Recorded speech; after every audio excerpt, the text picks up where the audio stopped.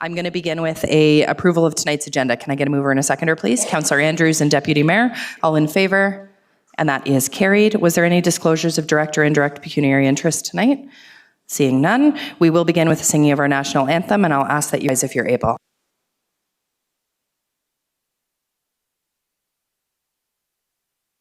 O Canada, our home and native land, true patriot love in all of us command. With glowing hearts we see thee rise, the true north strong and free. From far and wide, O Canada, we stand on guard for thee. God keep our land glorious and free. O Canada, we stand on guard for thee. O Canada, we stand on guard for thee.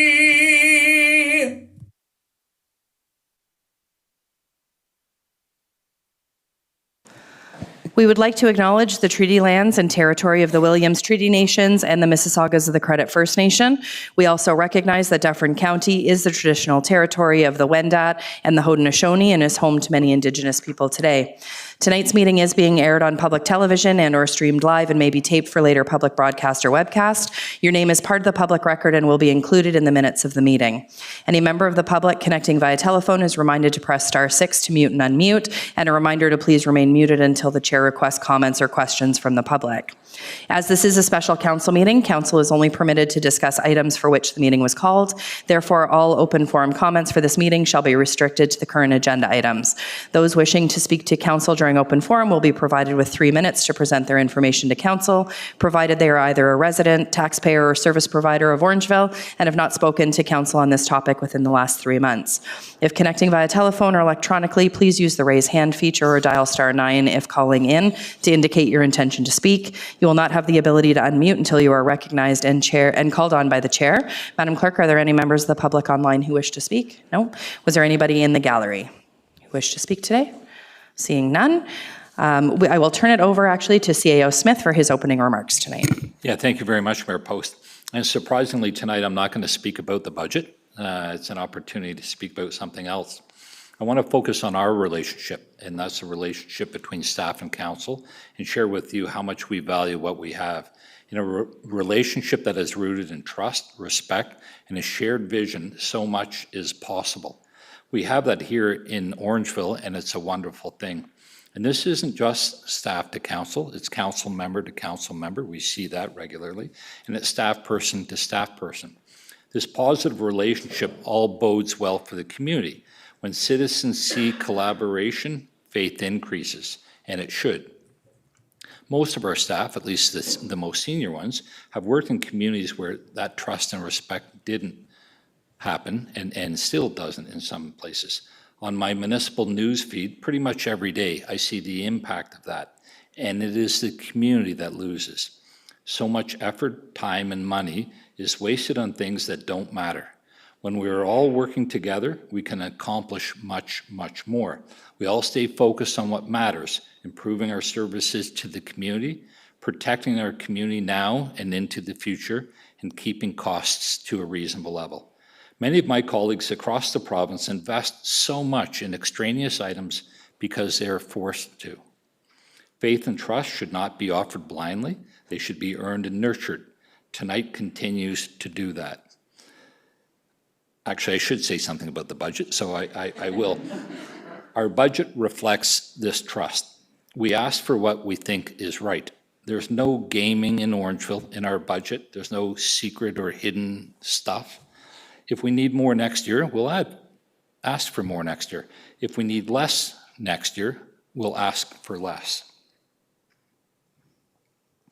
My thanks again to all of you for your consideration of the proposed budget, and a huge thank you to all the staff members that contributed to the 2026 budget, many of whom are here tonight and many who are online.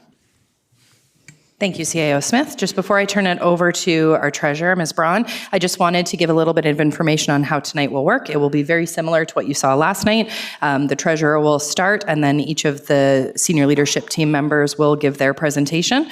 And at the conclusion of that, I'll open the floor for questions. So with that, I will turn it over to Ms. Braun.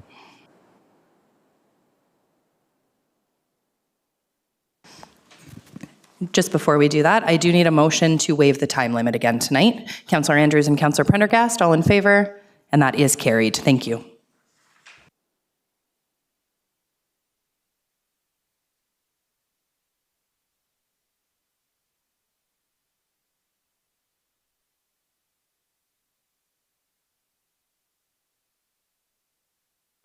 Can I turn on? Thank you, Mayor Post. Council and members of the community, I'm pleased to lead a deeper dive into the conversation of the 2026 town's operating budget and the final discussion on the 2026 consolidated budget. Tonight is for asking questions about anything you wish to understand in the tabled operating budget and, if you deem necessary, propose amendments to the budget following the provision of strong mayors in legislation. Following that step, if the mayor forgoes her authority to veto amendments, the budget will be deemed adopted. You are welcome to ask questions as they occur to you, but there are slide numbers on content slides for you to reference should you choose to hold your questions to the end. We ask that if you are referencing pages from the budget document, please indicate which version of the document you are referring to. The electronic version with the total page count of 251, or the December 1st agenda format, that was the PDF format that had a total page count of 301.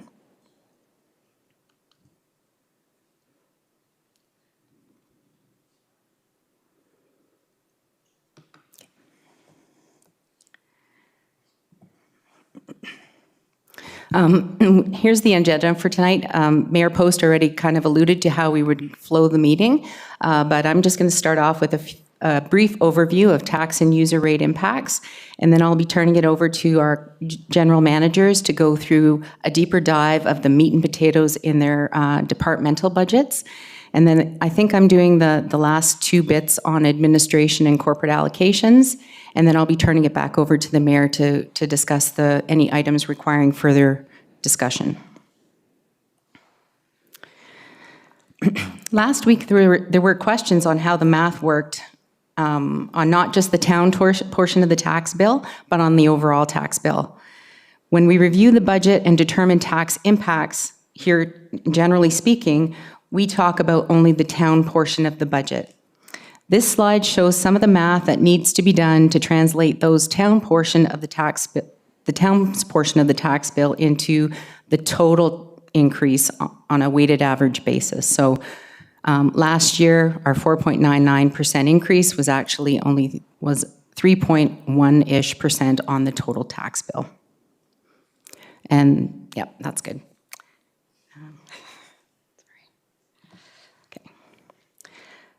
We do have a little bit of good news regarding final assessment growth. It's ticked up from the previous 0.17% estimate to a final figure of 0.22%. This additional assessment growth spreads the cost of our levy over a larger tax base, and it does bring down those tax impacts to about 3.30%. You'll recall it was 3.35 previously. I do note again that the figures on these slides reflect estimates for policing services as was tabled on December 1st. After business closed on last Friday, we did receive our billing statement for 2026, and on Monday, staff recommended some changes to budget line items without impacting the net levy. So if those proposals are accepted, the tax impacts will remain the same. And just a reminder, a 3% or 3.3% tax increase is a little under $120 a year for an average residential property, or a little under $10 a month. And just to provide a little more clarity on what a 3.3% tax increase on the town portion of the bill would translate to this year, we would multiply the 3.3% by our weighted average from 25 is 62.2%. And then, so we're looking at an increase of about 2.1% on the total tax bill. The county is not yet finished, we don't have finalized county figures yet, as they are planning to approve their budget in early 2026. But again, whatever their tax increase is, we will need to multiply it by the 27.7% portion of the tax bill to get their actual impact. And just for the sake of completeness, we included this slide again. We saw it earlier. It represents the household impacts for water and wastewater rates, both flat fee and volumetric rates. And on average for 2026, when you take all the impacts on the various portions of those utility bills, the average residential account will go up about 7.9%.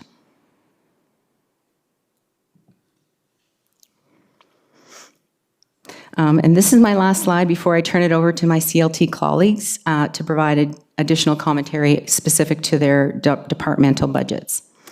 The table with the blue header provides the net levy increase by department. And as a reminder, these are the 2025 figures are restated figures. This means that for situations where we have moved budgets or responsibilities or FTEs from one area to another, in order to do an apples-to-apples comparison, we have moved this corresponding budget in the 2025 area to those same areas. So this helps to isolate true increases and decreases at a line item level. The new fleet division is a perfect example of this. So we did do a carve out of the 2025 budgets in various divisions and put them all together to create the fleet division itself.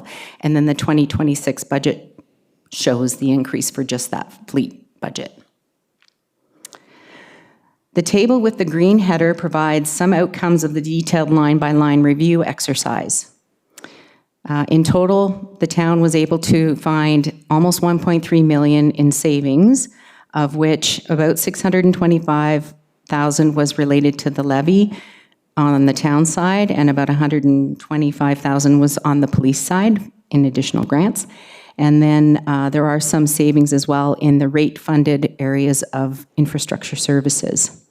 I do note that this exercise served to reset budget estimates to a more appropriate level, and in the future, such exercises might result in much more modest results. And with that, I believe I am turning it over to General Manager Koselleck to go through the infrastructure services budget. Mr. Koselleck, I'll turn it over to you.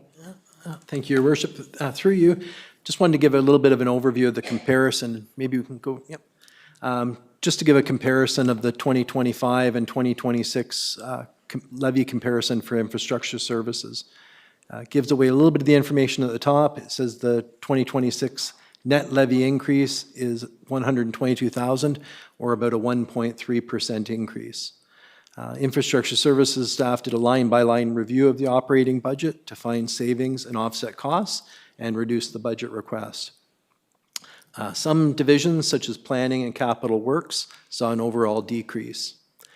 And most of the increases are inflationary in nature and not a result of service level increases. Some of the highlights I wanted to talk about a little bit were for public works. One of the things, we've introduced a stormwater management pond program. Part of that will be putting signage at the ponds, doing additional maintenance that hadn't been done previously, and it'll improve the quality of our ponds. The other item I want to mention, historically we've had contract 6-month staff working in the winter in public works, 6-month contract in parks. What we've done is we've converted 2 of those 6-month contract positions into 1 full-time. So we're looking at getting more qualified people. We can retain the trained staff to have more efficient operations at minimal cost. For our fleet, we've increased the transfer of reserves for funding of our future fleet capital program, and we've also added a fleet student to assist with the maintenance and reduce some of the services that are outsourced. and that's consistent with our fleet management plan that we had brought forward to council previously. For capital works, there is a reduction. We've ended the contract program that we had, or position that was assisting with our water meter program, as that program's being finalized.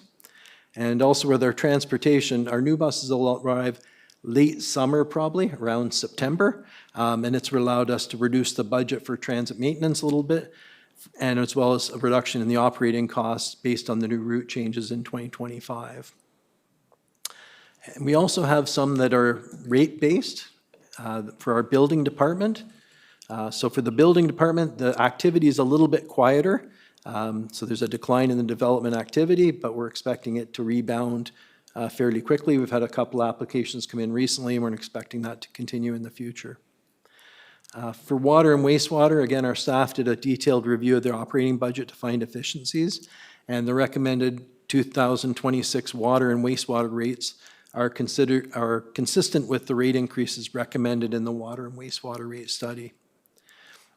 As noted in the tax items, most increases are inflationary in nature and not because of service level changes. For water and wastewater, one area we are seeing a little bit of a reduction in the operating cost is for the vehicles. We're transitioning away from the leased vehicles to town-owned vehicles, and we're finding a reduction in costs and more efficiency in that program. So those were some of the key highlights I wanted to highlight. And if there's any questions, I'd feel free to answer. Thank you, Mr. Koselleck. Was there any questions from members of council on any of those items from the infrastructure operating budget? Nope, seeing none, we will turn it over to Ms. Savage. Thank you, Mayor Post. Hello, good evening. I too will walk you through the different divisions and a comparison of last year's budget with this year's budget.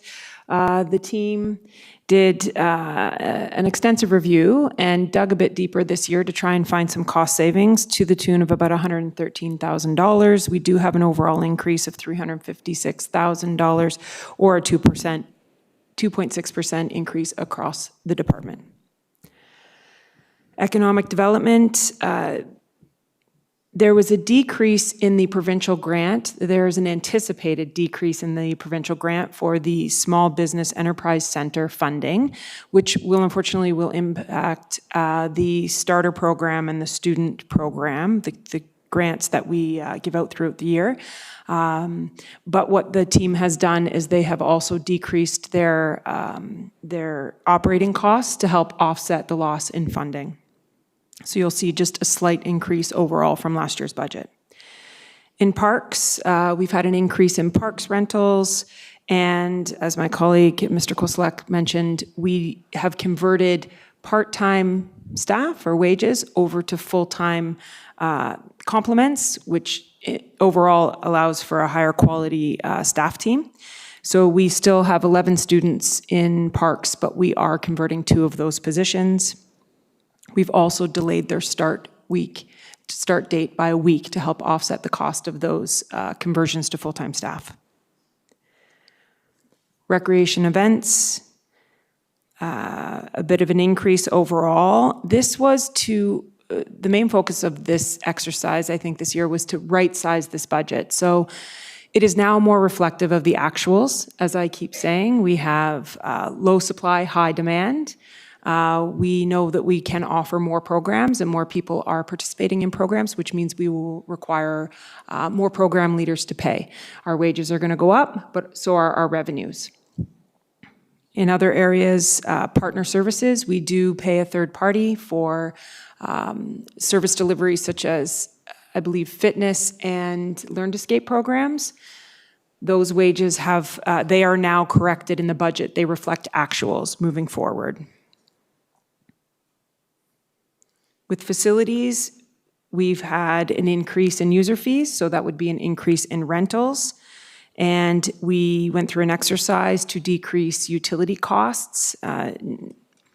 Overall, we're looking at doing more sustainable practices within the building for long-term gain. But right now, we have looked, as I said, done a deeper dive on our utility budgets to see how accurate are they. So again, they're reflecting actuals, and we were able to decrease our utilities in some areas. We've also decreased snow clearing. We're able to have some cost savings there. We did find a way to support our infrastructure services group. The park staff are now going to be snow clearing the wells, so that is a cost savings on both sides. In fire, there's just been an overall increase due to inflation for equipment and materials. And as Chief Snyder explained to me, there's been an increase in the uptake of decontamination procedures. So we're going to be using more supplies that support that process. But the more we use it, the more we have to pay for to restore. We have an increase in the supplies that we're using, uniforms as well. There was an increase in insurance for vehicles and volunteer firefighters. And we're now paying retirement benefits for 2 people, not just 1. So you'll see an increase there. And then library services, as you know, the Orangeville Public Library, they approved a budget back in November. This is the same budget that is being presented to you here in this corporate budget. And just to reflect some of those changes, their fees, the board proposed, has passed a 5% increase to their non-resident user rates, which is governed by a service agreement between other municipalities. And there's also an increase to the PSA hours, public service assistance. This has been on the docket for the last 3 years. The board did approve it this year. This is reflective of the programs are quite popular. So due to that popularity, hoping to offer more programs. Currently, the librarians are doing a lot of the PSA work in order to continue with the same level of service, but to help to write that, because it should be the PSA delivering those programs, we've included hours to be able to make sure that they can do that. It's also to help offset PSA hours that are required to support the makerspace.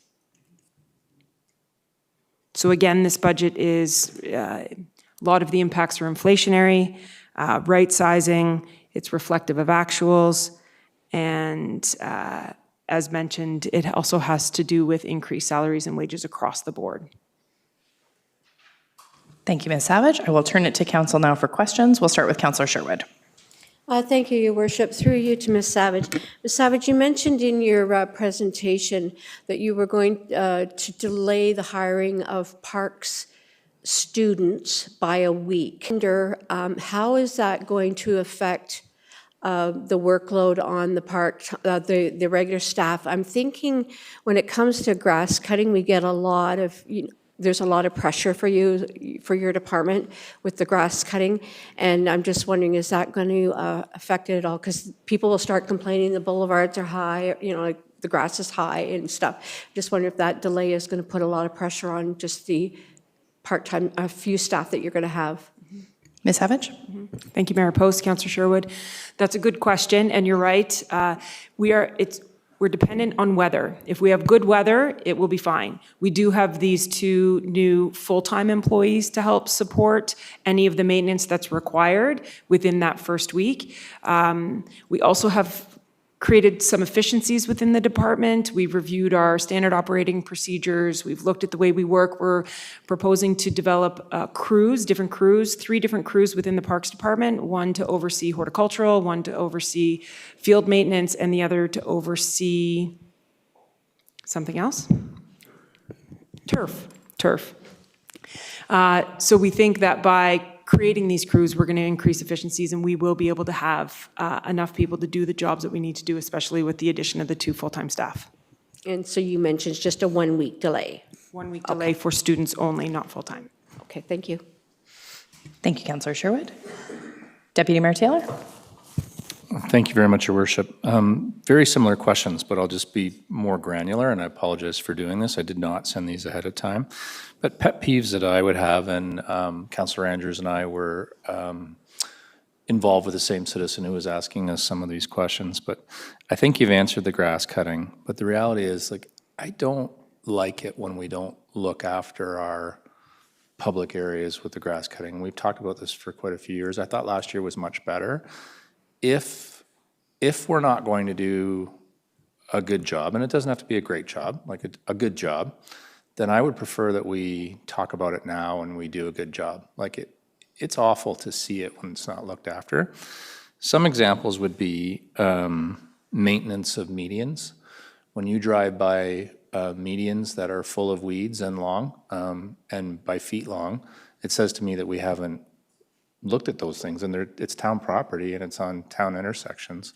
I would prefer that we spent a little bit of extra money and we all felt good about where we lived. Another example would be the maintenance of Broadway. The trees that are in our downtown, frequently they're full of weeds, and not just small weeds, long, not been looked after for weeks on end weeds. And I would love that we prioritize that and not do it. It's a central part of downtown, and it is part of the budget. So again, my message would be, if we need something more, we should talk about it tonight and address it in the operating budget to have something there. And then the last one, second last one, is the Broadway median. The Broadway median, to me, it's one of Orangeville's love-hate relationships, and it's controversial. I would suggest that taking the Broadway median out is a cost that we don't need to spend, but maintaining the Broadway median while the Broadway median is there and making it something that we're proud of because it is a focal point would be ideal. Last year in particular, it was greenery. I thought it was managed, so that wasn't the issue, but it could be so much more. And we think about Orangeville, and I'm personally quite proud of our downtown. I wish that it was compared to Stratford and to Niagara-on-the-Lake, and that's fine, we can finish third, but we have a right to be in the conversation, and we don't give that the credibility it deserves. Town Hall looks lovely, I think we do a great job, but there's other areas that I would prefer, again, that we sincerely all talk about tonight. And then the last one would be, and I know, I apologize, these are micro things, but they stack up and I hear about them consistently. It's the garbage collection of our town garbage cans. Frequently I'm emailing and saying, hey, there's a garbage can at such and such, can we please empty it? And I'm not going around checking. People are contacting me and saying, hey, this hasn't been looked after. And when it's not looked after, it brings rodents, it brings unsightliness. And I just want the pride of the town to be there. And if there's a budget amount that we need to talk about so that these things are looked after in a better way, I'm sure my council friends would have other ideas as well. And Councillor Andrews, I'd appreciate it if you could help me out with whatever I've missed here. But they're key minor things that I think that we should show pride in. And if it's worth X dollars, I'd love to have that discussion. Ms. Savage? Thank you, Mayor Post, Deputy Mayor Taylor. Noted. So I hear that there's some concerns with the median, the trees, the weeds, garbage collection. If we increase service levels, then we increase the cost to offer those service levels. If we hire new FTEs, they often have to come with a vehicle. It is a big price tag. So before we go down that road, we are doing a mini reorganization of the division. We have new leadership there. There's a new supervisor. We are in the midst of recruiting a new coordinator, and not to say that their predecessors didn't do a great job for a very long time and built what we see now. There are things that we can improve on. So by developing these 3 crews, there is a level of confidence that you will see an improvement, and we will pay particular attention to the things that you've mentioned, and if we haven't, we will be back here next year asking. Thank you, Ms. Savage. Councillor Andrews. Thank you, Your Worship. I'm just going to move my computer over a little bit. And again, I am following your comments, Deputy Mayor Taylor. And again, to not harbor on the garbage issue, I think that you've framed how responsive the issue may be looked at in 2026. I think the key point is the frequency and, more importantly, the perception that sometimes comes from our community. Now, again, this is a budgetary discussion. So again, looking at other organizations within our community, for example, the Downtown Core is also, in some way, beautification through the BIA. And I know that in previous council, there was maybe a little more responsibility between the BIA and some of the contractors they had for the flowers and other things. And so it was a matter of determining who was doing what. And that might be also at the crux of some of this. I know that your team does an incredible job dealing with all the things that need to be done within the community, but sometimes I think just depending on who's where, sometimes things are maybe overlooked. And I think that what you've mentioned here, Ms. Savage, really helps to assure us on where things are going to be dealt with in 2026. And so I'm pretty comfortable in what response was provided here tonight. And that's all I have at this point. And again, just to follow up on Deputy Mayor Taylor's points of view. Thank you, Councillor Andrews. Was there any to ask a question on community services? Councillor Sherwood. Yes, Your Worship, through you to Ms. Savage. Again, I'm going to go back to the part-time parks. Again, I just feel there's a lot of pressures within that department, and by delaying them a week, could be quite a strain on a few individuals that you'll have left. Do you know, and I'm sorry to put you on the spot, this is something I should have thought of ahead of time, and I apologize, but what would be the budgetary differences from bringing them on your normally scheduled season? Through your Medeiros, thank you. worship to Councillor Sherwood, the budgetary request would be $11,331. That's nothing. So percentage-wise, would that, like, not even gonna make a dent in the needle? Ms. Savage, do you want to add anything there? Do you want to add anything? You good? No? Okay. Thank you. Okay. C.O. Smith? I was just going to say, if there's a question like that, I want staff to be able to, good question. I want them to be able to have the time to be able to give you a good answer. So maybe if we don't have the answer that you're looking for yet, we could move to another question while staff Sounds good. calculate. Is there any other questions on that item? Okay, so we'll move over to Ms. Minikilo then for now, and you can start with yours. Okay, thank you. Good evening, Mayor Post, members of council, colleagues, and members of the public. Overall, corporate services levy requirements, they remain stable with divisions showing modest year-over-year adjustments. The corporate services team took part in the finance-led budget savings exercise, and like my colleagues in their respective teams, were also successful in finding meaningful savings to the tune of $106,000. This allowed us to achieve modest increases and in some cases decreases.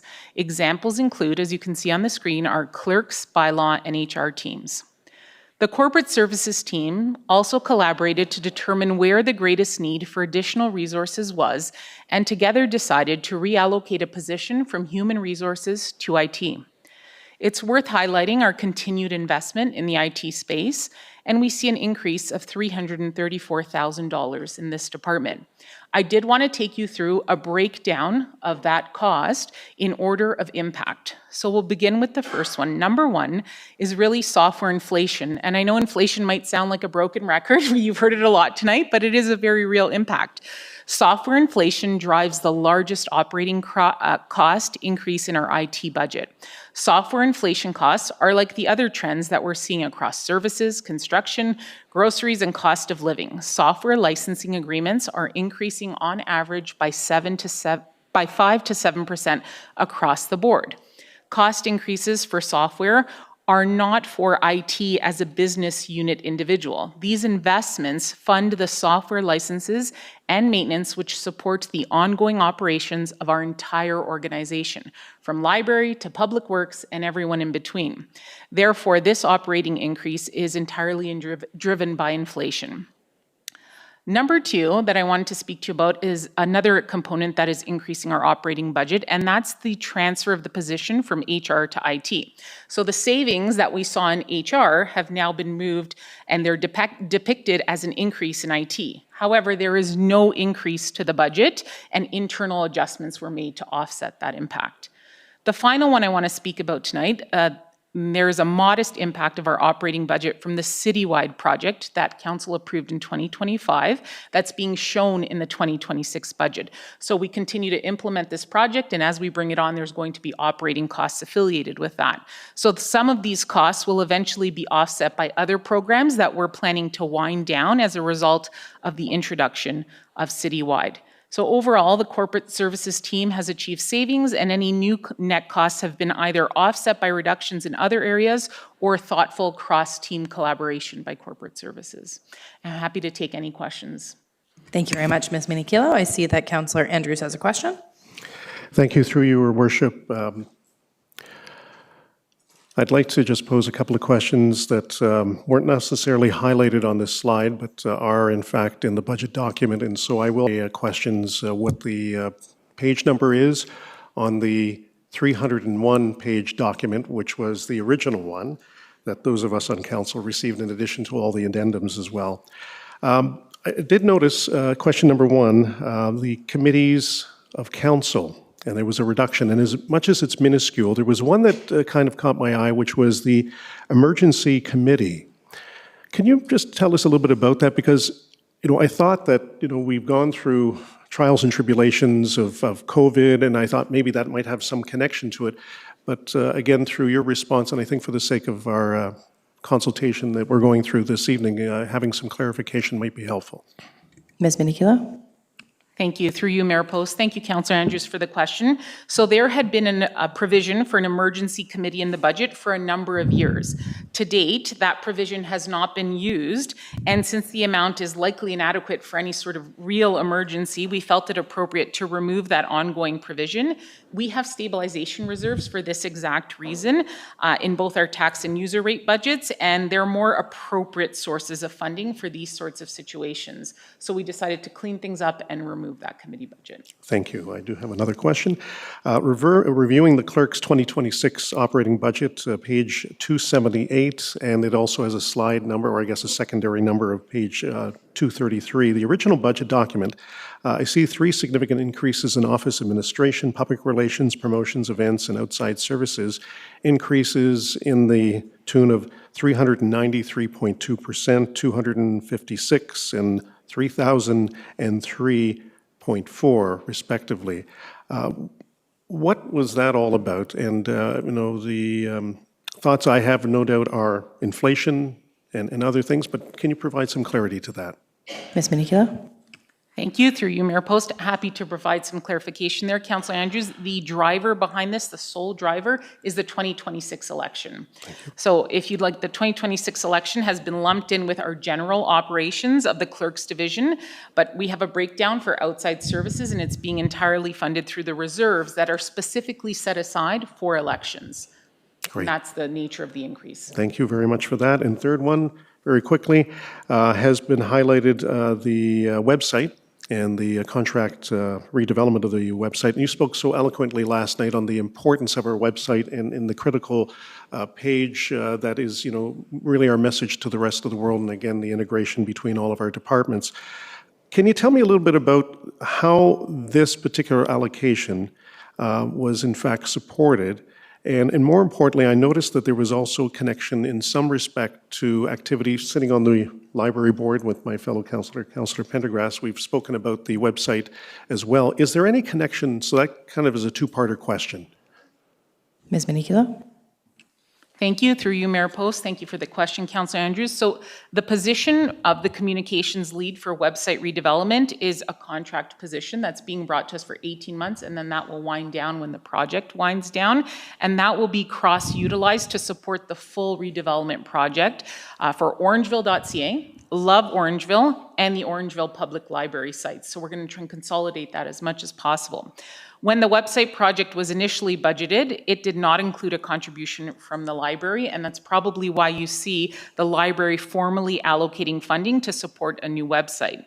That said, we want to work together, and the intent is really to work collaboratively with one successful vendor who can meet the needs of all 3 sites. If for whatever unforeseen circumstances that cannot happen, their website still needs to be updated. It's on that same GHD platform that's being decommissioned. The funds are there to allow them the flexibility that they may need. But knowing the players in play and the collaborative spirit that exists here at the town of Orangeville, the goal is really to work together with one vendor and accomplish the redevelopment of those various sites.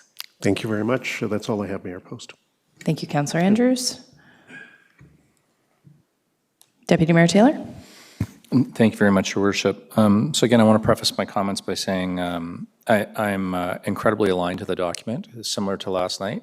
I think the thinking is great, the storytelling is great. It makes total sense. You know, everything that's here, I'm aligned to. So my questions is micromanagement stuff, and I apologize. So share that up front. 2 questions. One is bylaw. We have really done a great job as a collective team, council and staff, to redo bylaws, and we spend time on scheduling bylaws and years out and thinking about where the priorities are. My sense still is that at times we struggle to enforce the bylaws, which pains me, right? Because we spend time on it, then people are frustrated by it, and then we're not able to necessarily, you know, I know we can't be all places at all times, but it always feels to me like we could do a little bit more. Public would want that because they want to be protected, but the public also wouldn't want that because they don't want to be fined. So it's a double-edged sword. But I feel like, why do we do all this work if we're not going to make sure that we're enforcing the rules? So my question is, and I do have a follow-up after this, is do we still have enough in the bylaw area? And if you're going to say yes, how about the future? And is there things that we should be looking at to make this even better from a resource standpoint, to help that team? Like, it's a really strong team, and I just want to make sure that they're looked after. Ms. Minikilo? Thank you. Through you, Mayor Post. Appreciate the question and the sentiment behind it. You know, the council cares so much about the staff is great. The team is a very strong team, and they're self-motivated to drive continuous improvement across the board. So we do think right now they are well-staffed to do what we need to do. That said, this year we saw the introduction of GTechna, so we went from written tickets to, you know, being able to do it in a digital platform. And then starting on Monday, there'll be even easier enforcement processes. Right now, it's harder with the POA. So those investments that you've seen, micro investments throughout the year, will make us efficient, more able to get out there and always lead with education, and then more to the punitive side. As you know, that is our approach. So that said, we do feel that we have what's necessary right now. And like CAO said, if we feel we need extra, we can always come to you. But the agreements that are in place now, the technology that's in place, all of those things are driving efficiencies without having to add the FTE. So happy to monitor for this year and then report back if we need anything more. My follow-up would be is, one of the big issues that we have is pickup and drop-off times for schools. And it would be great if people would respect the rules. ODSS is still one of our major issues. And again, I would say if we need more resources, and that's a future step plan, if it's not this year because you feel that, you know, in your expert opinion, we're good, I would just like to have that discussion. And you don't want to blindly throw money, but if we need to resource it properly, it's something else that I think is a priority and that we should do. One more. Nitpicking. Driving around town, we have many signs up that are bylaws, rules, that sort of thing. This goes back to a conversation that Councillor Andrews and I had with a resident. The signs are not adequate for people to see. They don't do the job that they need to do because people continue to do the activity, and it's super frustrating. I'll give you an example. Last night, I was running late. I had to drive around to get a parking spot, and in doing so, I had to go down towards Greystones and sit at Greystones to turn right onto Broadway to come back to Town Hall. There's someone in front of me turning left. So I had ample time because the gentleman or person couldn't turn left because it's busy. That sign, you know, over-exaggerating, it's a thumbnail at best. And there's other examples of that as well. So on the other side of the street, there's another sign up that also says that you can't turn left at certain times, and yet not as bad as where Greystones is, but people continue to do that. And that's just 2 examples.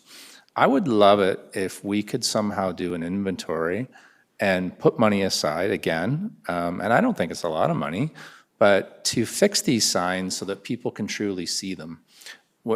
One more actually just came to mind is on turning on to Highway 10, where we now cannot have that no right on red, I can't see the sign. You know, I sat there and honestly, I would have just turned because it's an afterthought at best, right? It should be, I don't know about gargantuan, but it should be something that people see. And I don't think we're setting ourselves up well. And I'd love it, like, you know, Councillor Sherwood might be putting something together in terms of $11,000 for something else. I don't know what we would do. This isn't a lot of money, but it's ineffective and frustrating, and I'd love to address it. Mr. Kozlak?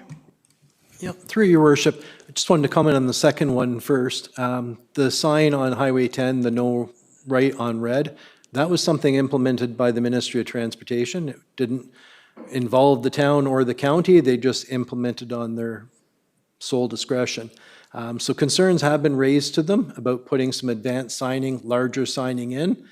They haven't done it yet. We'll follow up with them again, but that was a request we put in shortly after it was done to make sure they had signs well in advance. And one of the things Mayor Post has done is wrote a letter to the Ministry of Transportation requesting consideration of a speed reduction in the section of Highway 10 going through Orangeville. With that, one of the concerns why the ministry said they put the no right on red was people were turning onto Highway 10 and then getting rear-ended from the traffic going 80-plus kilometers an hour. That was one of the recommendations. If the speed was reduced, they may be able to eliminate that. So we'll follow up with the ministry and take a look at it. With the other signs around town, we can follow up and take a look at it. I know the one at Greystones with the no left, we had put a sign advance of the previous road that there was no left at Broadway, trying to hope that would do it. So we have done some additional signage to try and inform people. I think some people just don't pay attention if you put a 12-foot sign right in front of them. But we can look at more signs. One of the things we did talk about was putting one across Broadway, so people, when they're stopped at the stop sign, they'd look right at it. We were holding off until the development occurred, but we can follow up on that and look at that option too. Was there any additional questions? Deputy Mayor wants a follow-up? So just as a follow-up to that, I really appreciate the way you three answer questions. It's almost, it's thoughtful the way you do it, but you didn't really answer me about, like, here we are, we're sitting here, and I don't think we're talking about a lot of money. Should we be putting money aside for these projects so that you can act on them? Like, I know I'm micromanaging, but we've done, it's an A document. So if it was not, then you'd be talking about bigger things. So, but I truly think we should get at this. And if that's the case, like, don't you need a little bit to be able to do that? I'm going to turn it to CAO Smith. Yeah, thank you very much for the comments and for the general manager for his response. I think an appropriate action would be to take the feedback that you've given us, and we can review that and put together a actual cost, like a thoughtful cost. And it would be a one-time thing, and we could bring it back in the new year and possibly fund it from our tax rate stabilization fund, rather than building it into the budget today with really no understanding of what the cost would be. So we could accomplish it that way, we could fund it that way. Could be $2,000, it could be $200,000, don't know. I think before you put something into the budget, we should be able to give you that information. And again, fund it through the tax rate stabilization. It's a one-time expense. Deputy Mayor? And then, CAO Smith, would we also do the same thing with the other issues that I brought forward as well? Would they be one-time things, or how would we go about that?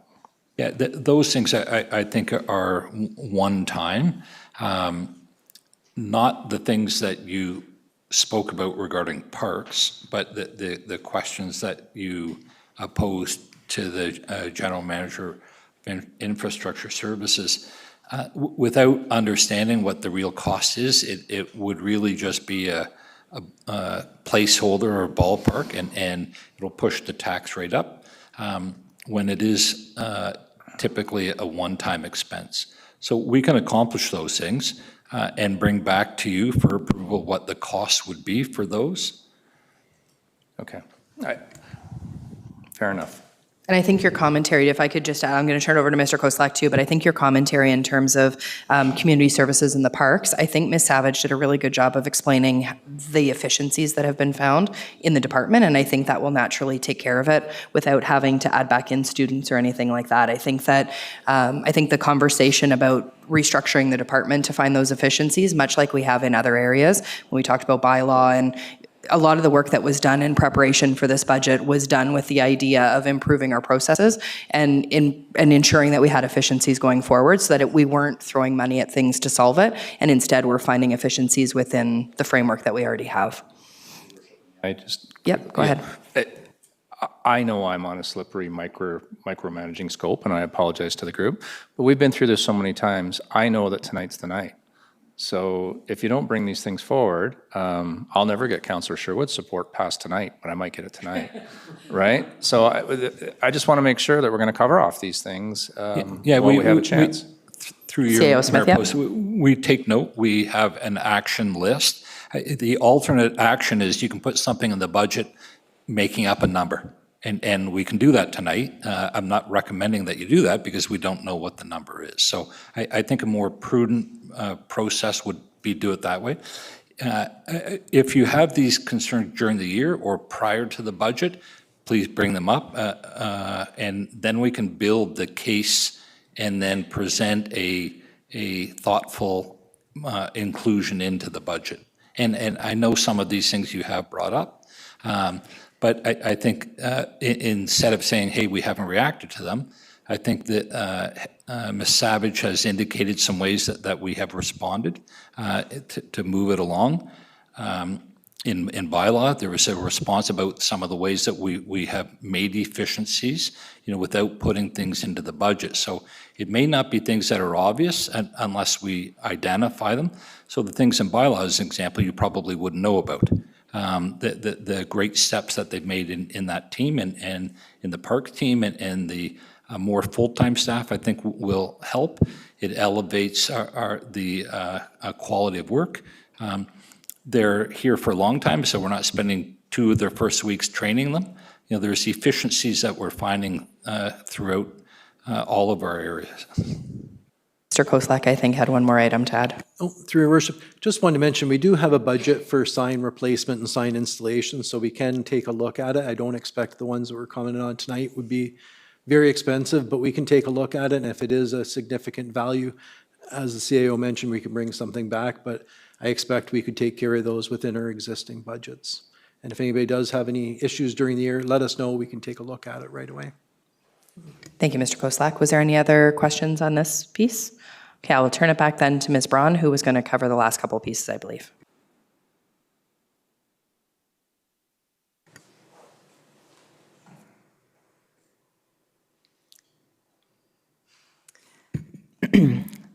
Through you, Mayor Post. The budget for council and administration don't have much more than inflationary increases and increases for salaries and benefits, so I'm going to focus some of my comments on the remaining divisions. The committee's budget is actually being reduced by 25%, and it's as a result of the removal mostly of that emergency committee budget, so that was spoken to earlier. The 2 biggest areas to address on this slide are actually corporate allocations and the police services budget. We've made a number of adjustments within corporate allocations, which is basically our one catch-all kind of division for supplementary taxes, tax write-offs, investment income, capital funding. So it's not really a frontline operations type division, it's more of a financial type division. So with that said, the overall corporate allocations budget is actually decreasing by $310,000. Our payments in lieu of taxes, penalties, and interest revenues are actually anticipated to go up by about $176,000 to provide some relief to the levy. But these adjustments are more than offset by a combined reduction of other revenues for investment income and supplementary taxes of about $425,000 to reflect trends. We've decreased our tax write-off allocation by about $140,000 for some additional funding or tax levy relief. And then capital funding, so that's both reserves and debt servicing costs. There's bunch of pluses and minuses in there, but it's overall increasing by about 144,000. This 144,000 does exclude that one-time contribution to the general capital reserve. That was part of the OPP phase-in strategy. We're kind of removing that piece from the equation. So with all those pluses, the budget is going down by approximately $310,000. For policing services, the amounts on the slide in this are the amounts that are reflected in the budget document. And again, there is that additional contribution to the general capital reserve that's being removed in corporate allocations that helps to offset that $1.1 million increase in police services. So the net increase for policing costs in 2026 are going up by about $611,000. Next slide, please. This table attempts to describe how our current budget in 2026 lines up with the OPP billing amounts that we learned last Friday. So that first column, I went through all of this on Monday night. I'm not sure if everybody was in the gallery was here or anything, because that was a general council meeting, so I'm going to repeat myself if that's all right. The proposed budget for 2026, how we developed it, we took the 2025 ongoing costs for OPP services and applied an 11% increase, because we were told that that was the maximum increase that the Ministry of the Solicitor General would increase OPP costs. So that produced a result of about $6.8 million. Then, since we, at the time, were not sure what our actual allocation was going to be, and we weren't convinced that the actual increase was going to be 11%, we applied a one-time contribution from the tax rate stabilization reserve for about half. So that just resulted in a levy funding amount with an increase for OPP on their contract of about 5.5%. So that produced a levy of about $6.462 million. The column that is labeled 2026 OPP billing was the actual billing statement, and it had three components.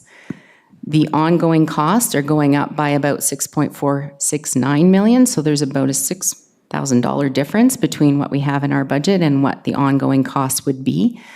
But they also are applying a recovery of a 2024 reconciliation shortfall. So costs from 2024 exceeded what they billed us by about $550,000, and they are clawing that back in 2026.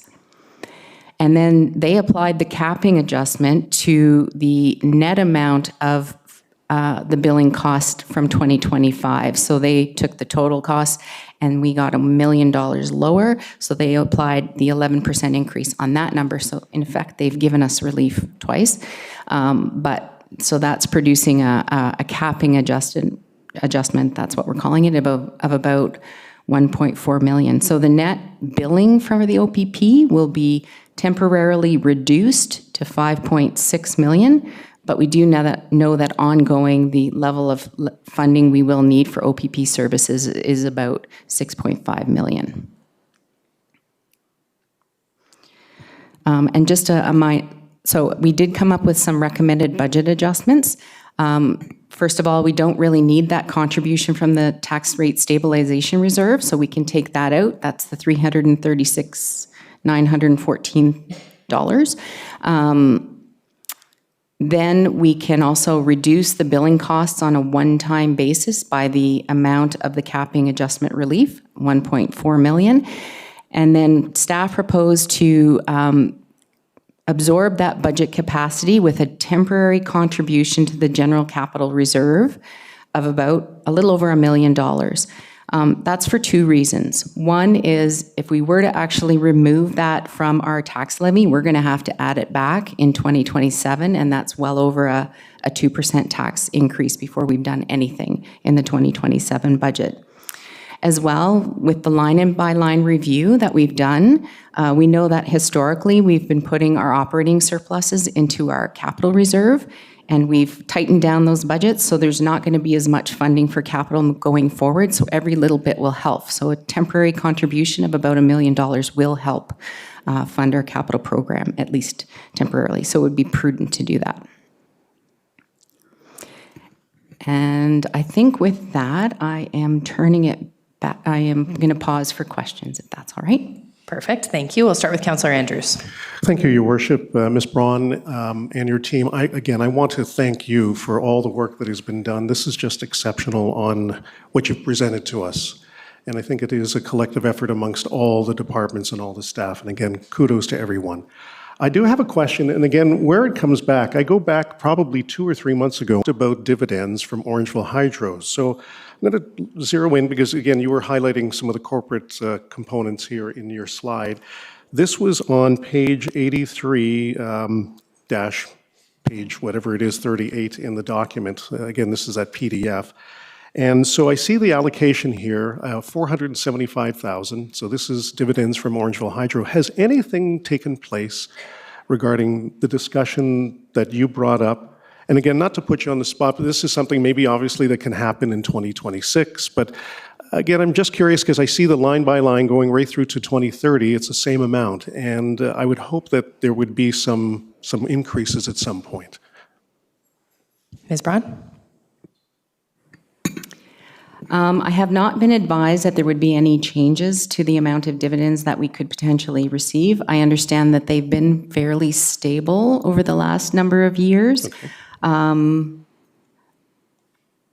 And I have no further comment No, on that's that. fine. And again, I think that this is one of those pieces that certainly can be looked at in 2026. And I know that Councillor McIntosh and Mayor Post sit on the board there. So again, I just happen to see that as one of those pieces as an opportunity and maybe an opportunity in 2026. But I think thank you for CAO Smith has something to add there. Thank you. No? Oh, you're good? Okay, perfect. Thank you, Councillor Andrews. Councillor Stevens. Thank you, Your Worship. Mine goes back to the 2024 OPP $550,000. I understand what it's for. I understand through the mayor because we had a discussion prior to the meeting. But would that be calls for service extra? Like, where do they come up with this amount, I guess? Ms. Braun? This may be a little bit of speculation on my part, but I do believe that there was some elevated overtime costs that they saw in 2024 that they are now recovering. I don't believe that unless they actually applied the with their collective agreement results, they had a 4.75% increase in 24, a 4.75% increase in 2025 on their salaries and benefits. If they applied that to the 2024 actuals, then maybe some of that is in there as well. Can you turn Councillor Stevens back on? Just remove yourself for a second, Councillor Stevens. Okay. Go ahead. Sorry, thank you. Thank you, and again, I'm sorry I put you on the spot. That wasn't my intention. It just kind of came to me, and I do apologize, but thank you. Thank you, Councillor Stevens. Councillor Sherwood. Yes, Your Worship. Through you, I understand, Ms. Braun, that you possibly, staff have an answer to the question regarding park students coming in a week early? Ms. Braun? Or schedules? Ms. Braun? Through you, Mayor Post, yes, we believe an $11,000-ish increase is about 0.03% tax impact. Okay. Because I consider this a service level cut. I really do. And I don't know, I seem to think that the, we get told all the time about the conditions of our parks, our boulevards, whatever. And 1 week with several students, I think can make a difference. So I think it justifies putting it back to what we've already had. CAO? I'm just going to comment on that, and it's unusual for me to speak about an inclusion. I just want to have clear expectations is the issues that our park staff and turf team have at the early beginning of the year is related to weather. If it's a wet spring and they can't mow, it doesn't matter if you have 10 or 20 or 50 staff, you can't mow. Last year, we had a dry spring during that time, so we didn't get complaints. The year before, it was wet, so our staff couldn't get out to mow, and the grass was growing. So we appreciate the consideration for inclusion. I just want to be clear, if it's a wet spring, we won't have the success I think you're hoping for. But if it's a dry spring, I think the general manager's perspective is we should be good. Would we say no to additional resources? Absolutely not. I just want you to understand that context. So through your worship, my final thought is here, I think what we'll do is give it a try this year with the new proposed reduction. I know it's only a week, and perhaps we'll let the Council of 2027 decide whether you want to bring that back up to what we're used to having, because again, I consider that a service level cut, but a week might not make any difference. I'd be interested to see how this will play out. I think that's a Thank valid you. comment, and I think Ms. Savage has already fit, so I think that's good. Councillor McIntosh, don't touch it. Yeah, my Colin, It's getting physical. It's getting physical. I've been waiting to say something. Yeah, I guess my comments are irrelevant now because of what Councillor Sherwood said, but I would not support adding any more money. Our manager, Ms. Savage, has told us that they can manage with what they've got, so why would we micromanage and tell her she needs more money? I just don't understand that, but yes, very well, thank you. Thank you, Councillor McIntosh. I got it. Councillor Prendergast. Thank you, Mayor Post, through you. I had a comment too, additionally, on what Councillor Sherwood had brought up.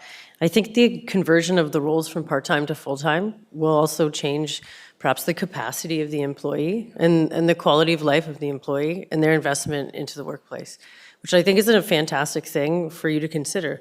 It's an investment in Orangeville, and it enables people to have full-time jobs with benefits and build a life here. So thank you for that consideration.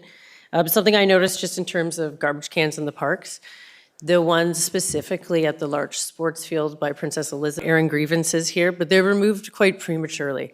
And then there are lacrosse tournaments, and then there's garbage everywhere. But simply, I'm walking my dog and thinking, why don't people throw these in the garbage? And I look around, there is no garbage. So that was just a little tiny thing, and perhaps this will massage this issue. Ms. Savage. Thank you, Mayor Post, through you to Councillor Prendergast. So garbage seems to be a reoccurring issue. We are in the business of garbage. So I would have to double check. Sometimes these garbage cans are removed prematurely, but done so by the school board, and we've gone out there and put barrels in place during tournaments and then remove them. But again, we need to strengthen that partnership with our school board. Another issue we have, if I may, is we have a lot of household garbage. So that often appears in large amounts unexpectedly, and then staff have their rotation to clear their garbage bins downtown in our playgrounds and in our sport fields, an overflowing bin that was not like that the day before because of household garbage. So please dispose properly. Thank you, Ms. Savage. Okay, so I think we've come to the end of questions for the operating budget, unless I see any others. I would like to talk briefly about the consolidated budget and just see if there was any questions about any part of the budget, either from yesterday or today, before we move into the next component. Any outstanding questions? Okay.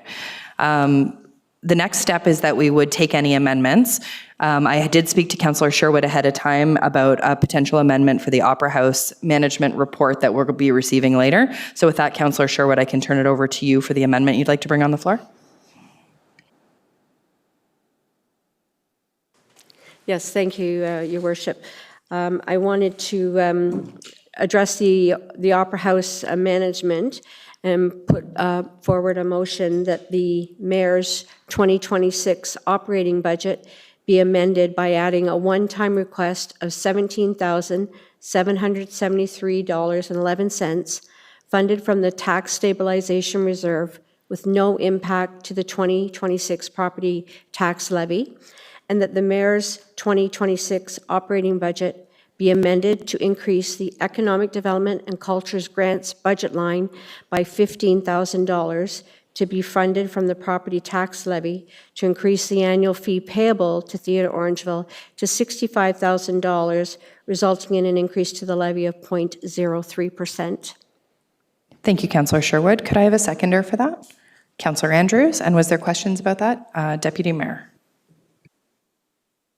Thank you, Your Worship. So Councillor Sherwood and I did discuss this earlier, and I just wonder if you'd be in favor of a friendly amendment to that and just say that moving forward, that the 65 in future years is tied to our CPI. So in other words, that they would get increases as we go, because I think the main cause of the problem inadvertently set up is we were benevolent raising it from 35 after a long period of time to 50.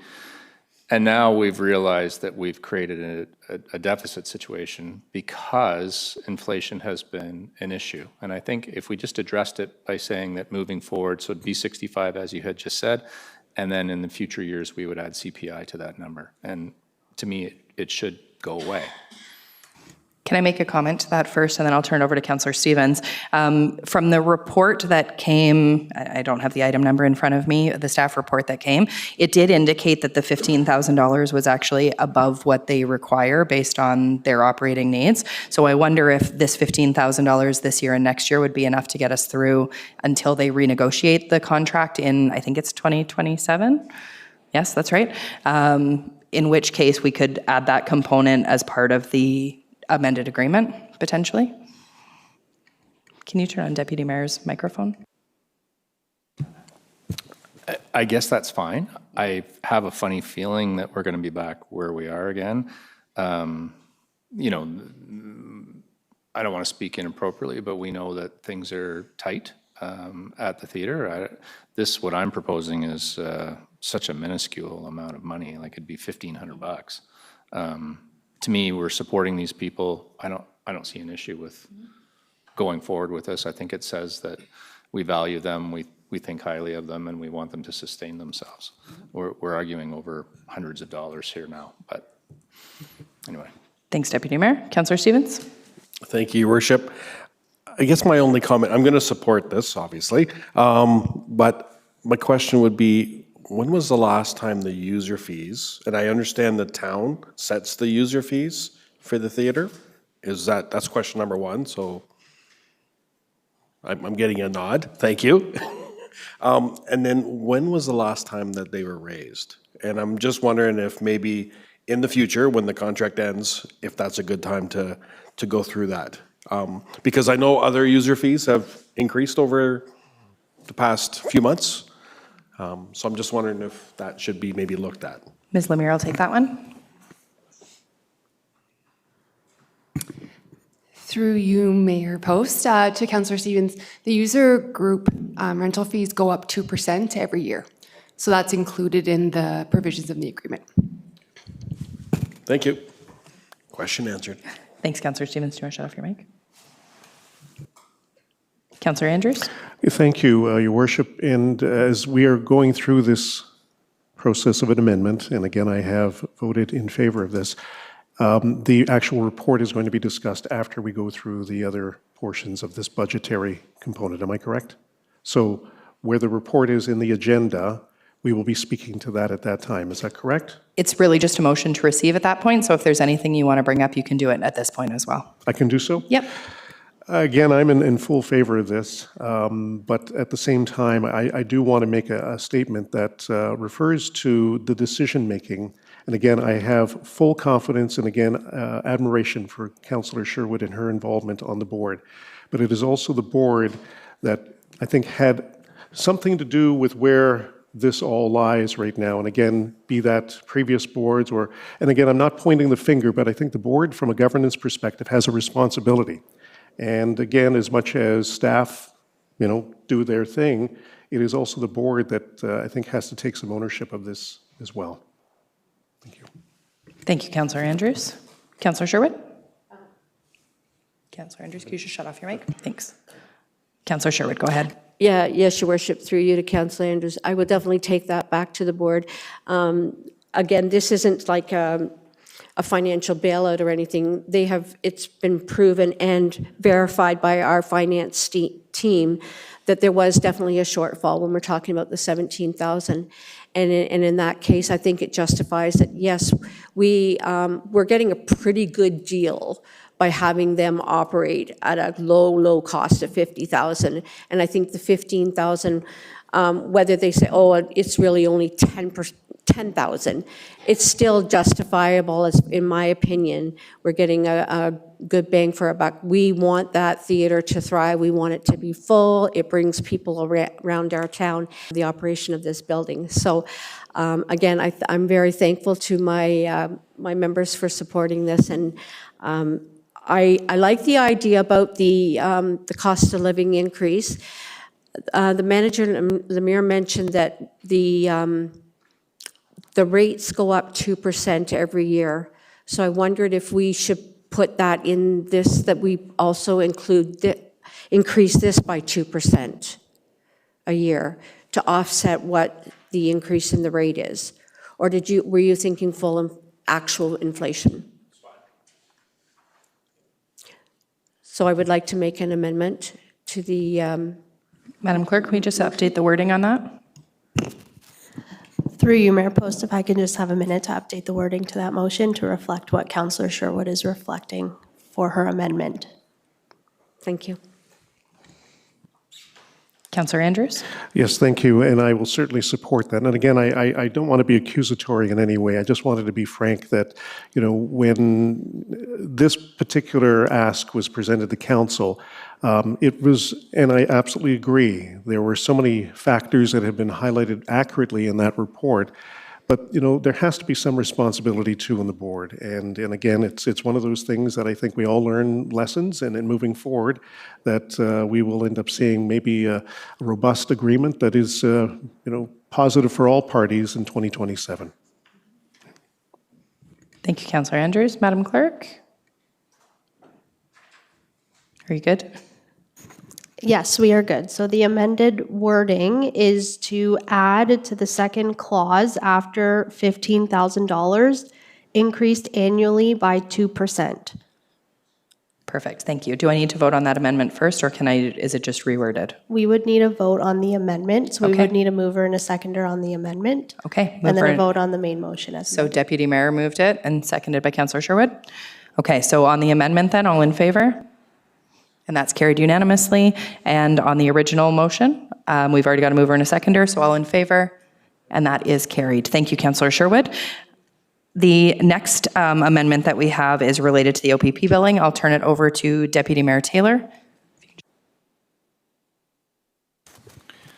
Thank you very much, Your Worship. So I'd like to make the following motion, that the Mayor's 2026 operating budget relating to the OPP billing be amended by amending the following line items, resulting in no change to the net levy requirement for OPP billing.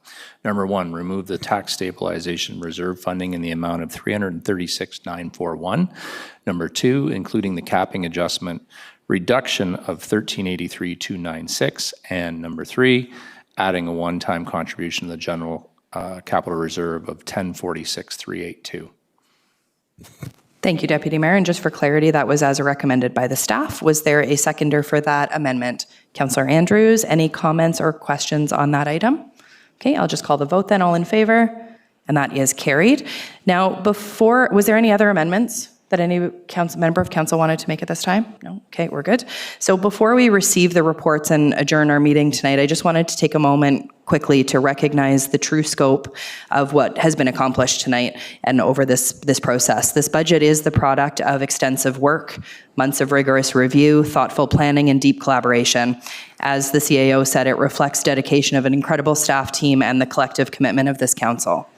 To our CAO, our treasury team and finance team, the senior leadership team, the management team, and all the staff who contributed, I want to give a sincere thank you. Your professionalism and unwavering dedication to this community are shining through in the details and the direction that's in this document. The final budget of this term is something that we should all be really proud of. It's grounded in responsible priorities, finishing what we started, and maintaining clear focus on the essential services that our residents rely on every day, such as water, wastewater, roads, fire, and so many more.